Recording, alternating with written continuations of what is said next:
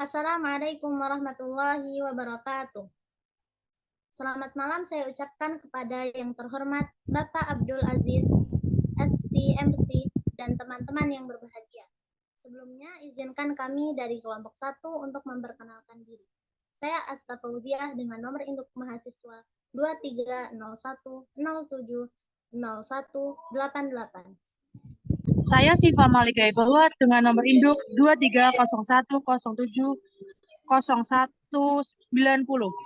Saya Cindy Fitriani dengan nomor induk 230100187. Saya Finadia Aulia Luluatus Saida dengan NIM 2301010709192. Dan saya Siva Kusuma dengan nomor induk 23010700189. Kami akan mempresentasikan kode etik psikologi pasal 1 sampai 10. Next. Sebelumnya, saya akan menyampaikan fungsi dari kode etik. Kode etik berfungsi sebagai landasan perlindungan dan perkembangan sebuah profesi dan menjadi pedoman pelaksanaan tugas secara profesional. Juga melindungi suatu profesi atau psikolog, mencegah perdebatan atau pertentangan internal dalam profesi, serta melindungi pelaksana profesi dari kesalahan praktik psikologi. Memasuki pasal 1 yang berisi tentang pengertian dari kode etik psikologi, psikolog, ilmuwan psikologi, dan layanan psikologi. Yang pertama adalah kode etik psikologi. Seperti yang saya jelaskan di awal tadi, berfungsi sebagai pedoman untuk para psikolog ataupun ilmuwan psikologi dalam menjalankan tugas. Yang kedua, psikologi adalah ilmu yang berfokus pada perilaku dan proses mental yang melatar belakangi. Nah, di psikologi terdapat dua macam ahli. Yang pertama psikolog, yang kedua ilmuwan psikologi. Ilmuwan psikologi memiliki wewenang yang terbatas, berbeda dengan psikolog yang memiliki wewenang penuh karena sudah memiliki izin praktik yang sesuai dengan standar di Indonesia. Dan yang terakhir, layanan psikologi, yaitu segala aktivitas pemberian jasa dan praktik psikologi dalam rangka menolong individu maupun kelompok. Memasuki pasal 2 yang berisi tentang prinsip umum. Terdapat 6 prinsip umum. Yang pertama, prinsip A, kompetensi, menjelaskan tentang pendidikan, pelatihan, pengalaman, dan pengalaman dalam psikologi. Prinsip B, berisi tentang integritas, yang menjelaskan tentang kejujuran, keadilan, dan menghargai orang lain dalam psikologi. Prinsip C, profesional dan scientific responsibility, yang menjelaskan menegakkan standar perilaku profesional dan ilmiah. Prinsip D, respect people right, yaitu menyadari perbedaan budaya, individu, usia, dan lain sebagainya dalam ilmu psikologi. Prinsip E, menjelaskan tentang mengutamakan kesejahteraan dan hak klien maupun partisipan. Dan yang terakhir, prinsip F, social responsibility, yang menjelaskan tentang menyadari tanggung jawab profesional terhadap masyarakat. Pasal 3 menjelaskan tentang Majelis Psikologi Indonesia. Nah, Majelis Psikologi Indonesia adalah penyelenggara organisasi yang memberikan pertimbangan etis, normatif, maupun keorganisasian dalam kaitan dengan profesi psikologi, baik sebagai ilmuwan maupun praktik psikologi kepada anggota maupun organisasi. Jadi, ketika ada sebuah pelanggaran dalam pelayanan psikologi, akan diselesaikan dalam Majelis Psikologi Indonesia. Pasal 4, ada penyalahgunaan di bidang psikologi. Ilmuwan tidak boleh melakukan interpretasi, membuat HPP, dan membuka praktek. Jenis pelanggaran. Yang pertama, pelanggaran ringan, tidak sesuai prosedur. Yang kedua, pelanggaran sedang, yaitu kelalaian. Ketiga, pelanggaran berat, manipulasi data, proses dan setuju secara sengaja. Sanksi kode etik berupa sanksi administratif. Next. Pasal kelima, penyelesaian isu etika. Apabila terjadi pertentangan etika psikologi dengan hukum yang berlaku, psikologi dan atau ilmuwan psikologi harus menunjukkan komitmennya kemudian mencari jalan keluar atas konflik yang terjadi. Jika mengalami kebuntuan, sebaiknya psikologi dan atau berlaku di wilayah tersebut. Dalam pelaksanaannya diusahakan untuk tetap memegang teguh prinsip kerahasiaan. Next. Yang keenam ada diskriminasi yang tidak adil terhadap keluhan, yaitu pelanggaran apapun tidak akan diterima oleh majelis psikologi apabila pelapor tidak menyertakan bukti dan penjelasan yang jelas dan masuk akal. Dalam hal ini, pelaporan pelanggaran lebih baik bersifat tertulis karena dirasa lebih akurat dan bukti-bukti yang ada harus kuat agar majelis psikologi bisa memproses masalah. Next. Pasal 7, ruang lingkup kompetensi, yaitu yang pertama, ilmuwan psikologi memberikan layanan dalam bentuk mengajar, penelitian, intervensi sebatas kompetensi. Yang kedua, psikolog dapat memberikan layanan penuh. Yang ketiga, seorang psikolog harus menangani pasien dengan ilmu-ilmunya yang dapat dipertanggungjawabkan dan harus bersikap profesional dalam menanggapi setiap pasiennya.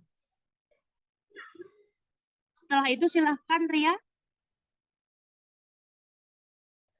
Baik, terima kasih. Pasal 8 yang berisi peningkatan kompetensi, analisis dari kelompok kami adalah psikolog dan atau ilmuwan psikolog wajib melaksanakan upaya-upaya yang berkesinambungan guna mempertahankan dan meningkatkan kompetensi mereka. Pasal 9, dasar-dasar pengetahuan ilmiah dan sikap profesional. Psikolog dan atau ilmuwan psikologi dalam pengambilan keputusan harus berdasar pada pengetahuan ilmiah dan sikap profesional yang sudah teruji dan diterima secara luas atau universal dalam disiplin ilmu psikologi. Next. Pasal 10 berisi pendelegasian pekerjaan pada orang lain. Interpretasi hasil pemeriksaan hanya boleh dilakukan oleh psikolog. Kewenangan ilmuwan psikolog dalam memberikan pendelegasian pekerjaan pada orang lain yaitu yang pertama, memberikan instruksi, yang kedua, mengumpulkan data hasil pemeriksaan, dan ketiga, mengumpulkan scoring hasil pemeriksaan secara umum. Perbedaan kode etik psikologi dengan kode etik advokat, laporan pelanggaran atau pengaduan terdapat dalam kode etik psikologi pasal 5 nomor 3. Kode etik advokat terdapat dalam pasal 11. Prosedur pengaduan pada kode etik psikologi terdapat pada pasal 5 nomor 5. Kode etik advokat terdapat dalam pasal 12. Perbedaan kode etik psikologi Indonesia atau HIMAPSI dengan kode etik American perbedaan kode etik psikologi Indonesia atau HIMAPSI dengan kode etik American Psychological Association atau APA. Bab 1 pada HIMAPSI 5 prinsip umum dimasukkan ke dalam bab 1 pasal 2. Sedangkan pada APA 5 prinsip umum pada APA tidak masuk ke dalam bab maupun subbab. Pada kode etik HIMAPSI, bab 2 mengatasi isu etika, pasal 3 Majelis Psikologi Indonesia, apabila terdapat suatu pelanggaran etika, psikologi yang berwenang untuk menindaklanjuti adalah Majelis Psikologi Indonesia. Sedangkan pada standar etika 106 bekerja sama dengan Komite Etika. Psikologi bekerja sama dengan penyelidikan etika, lanjutan persyaratan yang dihasilkan oleh atau afiliasi asosiasi psikologis di negara manapun mereka berada. Dalam hal itu, mereka menyebutkan masalah yang dirahasiakan. Ya, berikut adalah contoh kasus pelanggaran kode etik yang terjadi. Yang pertama adalah pelanggaran kode etik psikologi Haris Posma, yakni seorang psikolog atau konsultan yang melakukan pelanggaran pasal 2, prinsip B-3 mengenai penipuan atau distorsi fakta yang direncanakan dengan segala memberikan fakta-fakta yang tidak benar yang seharusnya tidak dilakukan oleh seorang psikolog. Seperti yang kita tahu bahwa pasal 2 prinsip C-3 mengenai menjunjung tinggi kode etik peran dan kewajiban profesional mengenai tanggung jawab secara tepat atas tindakan mereka yang berupaya untuk mengelola berbagai konflik kepentingan yang dapat mengarah pada eksploitasi dan berdampak buruk. Selanjutnya adalah salah satu sekolah inklusif di Depok yang dilakukan oleh salah satu lembaga layanan psikologi. Pelanggaran yang dilakukan adalah lembaga psikolog tersebut melakukan diagnose deninterpretasi terhadap anak yang berkebutuhan khusus di sekolah tersebut. Ternyata lembaga layanan psikologi tersebut tidak terdaftar SIPP di HIMSI, yang mana hal tersebut telah melanggar kode etik psikologi. Pada kasus ini, pelanggaran kode etik yaitu pada bab 1 pasal 1 nomor 3 yang bisa dijatuhi hukuman yang cukup berat. Di sini saya akan membacakan kesimpulan dari presentasi kelompok kami, yakni kode etik merupakan aturan maupun acuan yang harus dipatuhi dalam setiap profesi yang dijalani. Meskipun sudah terdapat kode etik psikologi, banyak ilmuwan psikolog maupun psikolog biasa yang menyalahgunakan atau melanggar kode etik tersebut demi kepentingan sendiri. Agar kasus tersebut tidak terulang lagi, maka kita sebaiknya memahami kode etik tersebut dan menerapkannya dengan baik, sehingga kualitas pelayanan dalam dunia psikologi Indonesia menjadi lebih baik. Demikian presentasi yang dapat kami sampaikan. Kurang lebihnya mohon maaf. Semoga presentasi yang kami sampaikan dapat membantu teman-teman untuk memahami materi kode etik. Sekian, wassalamualaikum warahmatullahi wabarakatuh.